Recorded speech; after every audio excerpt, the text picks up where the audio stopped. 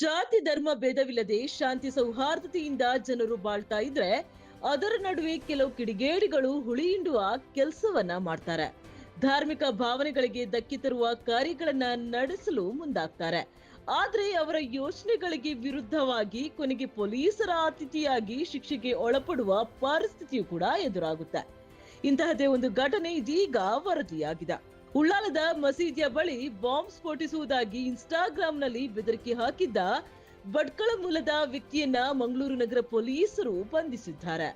ಬಂಧಿತನನ್ನ ಉತ್ತರ ಕನ್ನಡ ಜಿಲ್ಲೆಯ ಭಟ್ಕಳದ ದೇವಿನಗರ ನಿವಾಸಿ 35 ವರ್ಷದ ಶಂಕರ್ ಮಸ್ತಪ್ಪ ಮೊಗೇರ್ ಎಂದು ಗುರುತಿಸಲಾಗಿದೆ.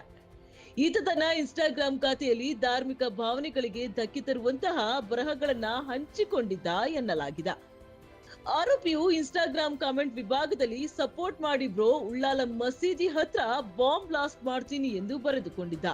ಈ ಪ್ರಚೋದನಕಾರಿ ಹೇಳಿಕೆಯು ಧರ್ಮಗಳ ನಡುವೆ ದ್ವೇಷ ಬಿತ್ತುವ ಹಾಗೂ ಹಿಂಸೆಗೆ ಪ್ರಚೋದನೆ ನೀಡುವ ಉದ್ದೇಶದಿಂದ ಕೂಡಿದೆ ಎಂದು ಪೊಲೀಸ್ ಇಲಾಖೆ ಗಂಭೀರವಾಗಿ ಪರಿಗಣಿಸಿದೆ.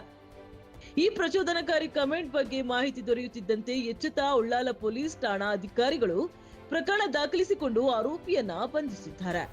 ಬಂಧಿತನಿಂದ ಕೃತ್ಯಕ್ಕೆ ಬಳಸಲಾಗಿದ್ದ ಮೊಬೈಲ್ ಫೋನ್ ಅನ್ನ ವಶಪಡಿಸಿಕೊಳ್ಳಲಾಗಿದ್ದು ಮುಂದಿನ ಕಾನೂನು ಕ್ರಮಕ್ಕಾಗಿ ಆರೋಪಿಯನ್ನ ನ್ಯಾಯಾಲಯಕ್ಕೆ ಹಾಜರುಪಡಿಸಲಾಗುವುದು ಎಂದು ಪೊಲೀಸರು ತಿಳಿಸಿದ್ದಾರೆ.